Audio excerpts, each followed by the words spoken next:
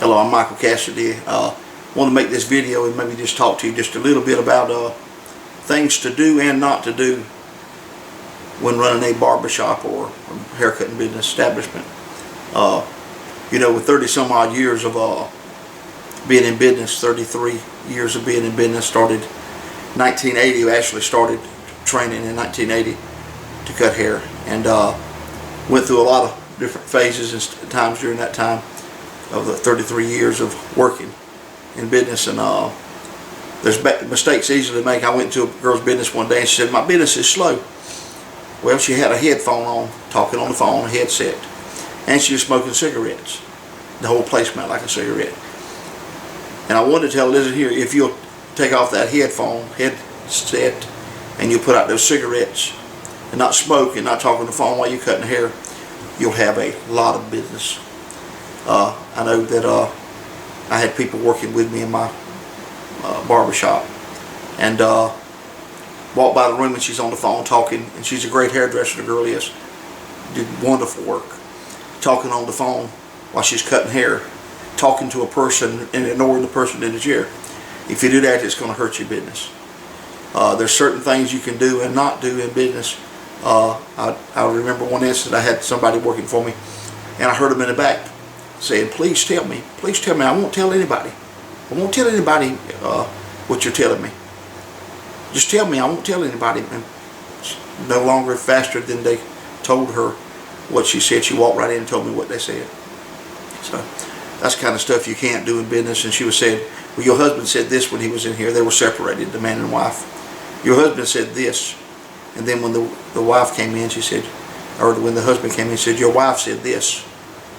And she was carrying it between her. And you know, you can really get in trouble doing that. You're going to get you'll get blessed out sooner or later in business doing that. So you got to be real confidential what you're saying.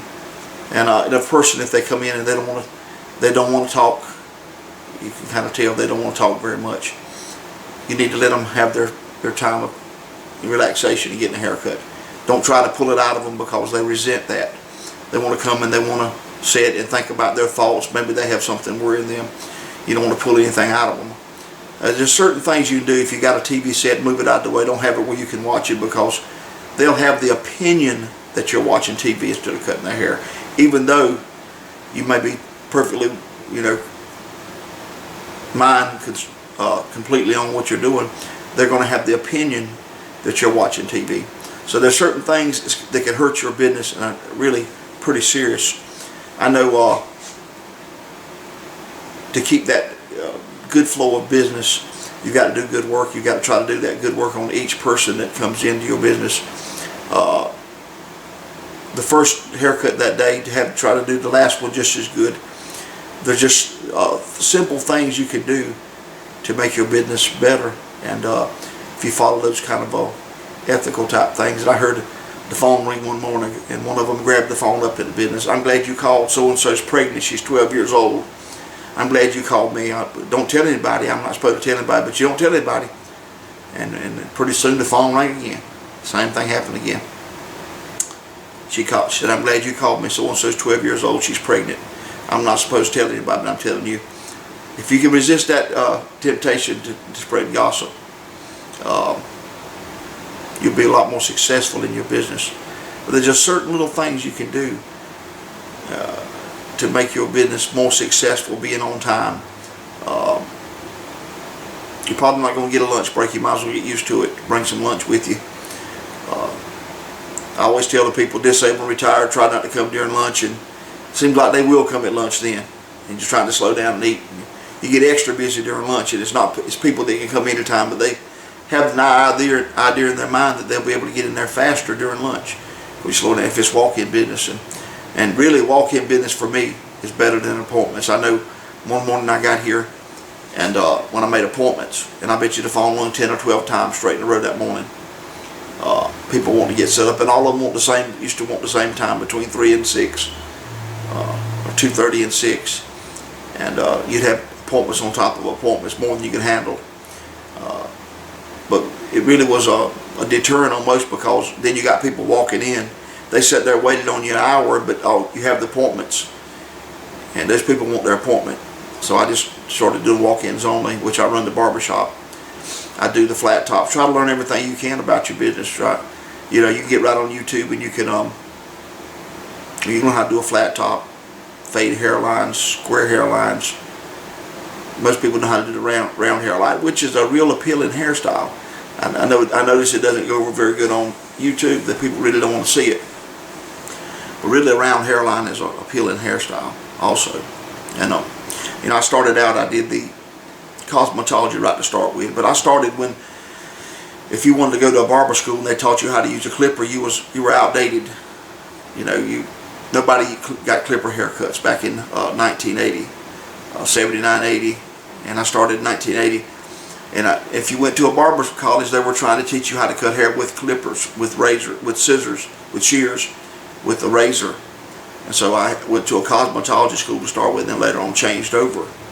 And did my methods in trade teaching. We actually in South Carolina are able to take people and to train them right in the business here with us.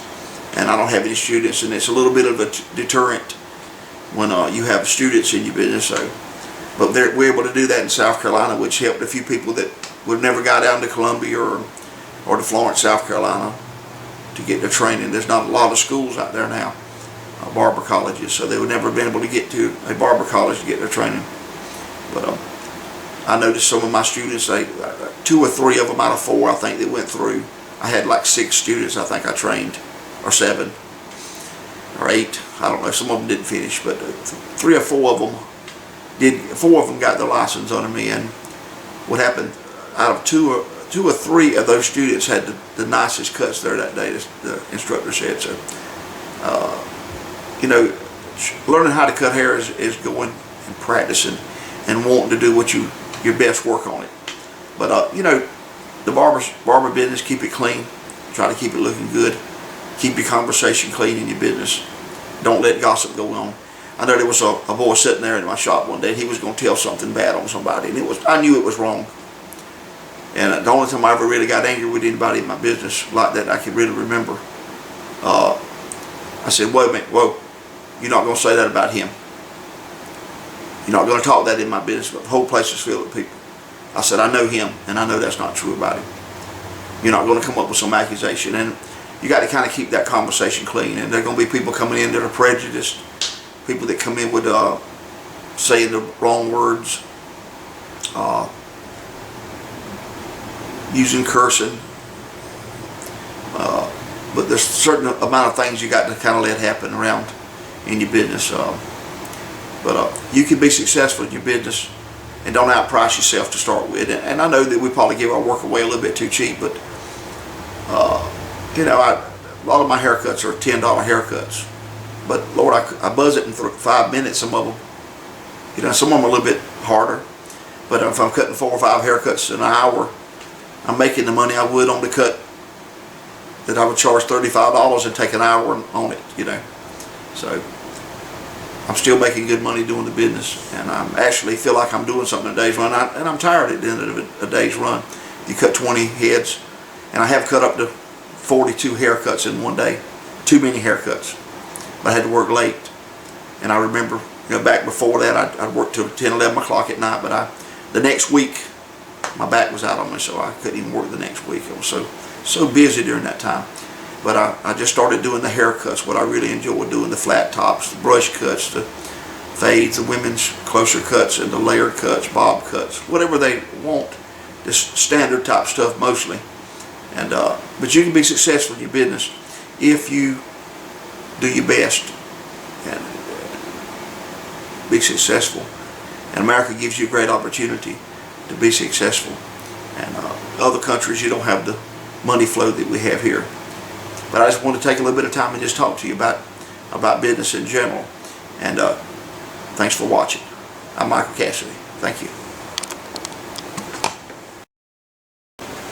I'm back with you just one more time. There's a few things I left off. I wanted to, the more important things, when you find out what somebody wants to do with a haircut, then you need to ask them what they want. Don't do like I did when I first started the first year or two. Cut it like I wanted it.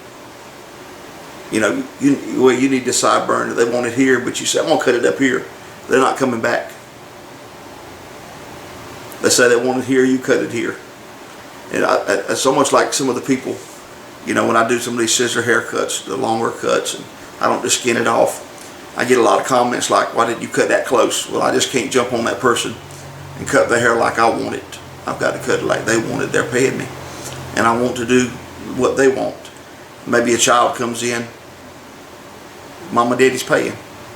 They're going to get it the way that mama, daddy wants it, but I'm going to try to find some kind of place that's kind of in between, a place that's kind of in between, and a place that's kind of, you know, a place that they could, both of them could enjoy it. But that's a few other things I want to add to the video. But just make sure that you try to get it like they want it and find out what they want, and then you will build a business. Keep your mind on what you're doing, and those are things you learn over the years. You won't know it right to start with, and that's things I've learned. But just thanks for looking at this video, and we appreciate you. Thank you. I'm Michael Cassidy over in Cheraw, South Carolina. Thanks.